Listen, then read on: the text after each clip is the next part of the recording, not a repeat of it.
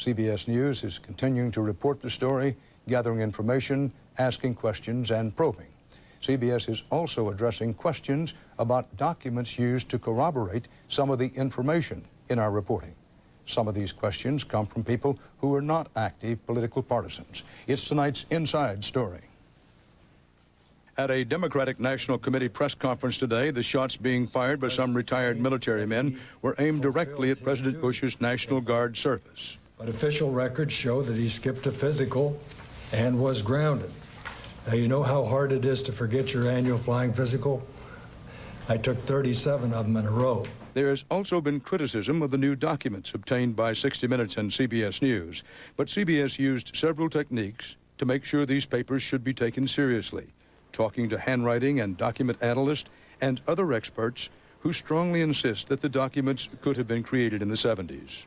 Everything that's in that those documents that people are saying can't be done, as you said, 32 years ago, is just totally false. Not true. Like I said, proportional spacing was available. Superscripts was available as a custom feature. Proportional spacing between lines was available. You could order that any way you'd like. Richard Katz, a software designer, found some other indications in the documents. He noted that the lowercase letter L is used for the numeral 1 in those documents instead of the actual numeral 1. That would be difficult to reproduce on a computer printer today. If you were doing this a week ago or a month ago on a normal LaserJet printer, it wouldn't work. You just couldn't, the font wouldn't be available to you. Katz also noted that the documents have both the so-called superscript TH and a regular-sized TH.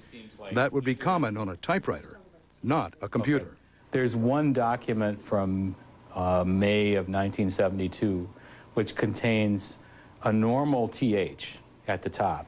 To produce that in Microsoft Word, you would have to go out of your way to type the letters and then turn the TH setting off or back over them and type them again. CBS News also relied on an analysis of the contents of the documents themselves to determine the contents' authenticity.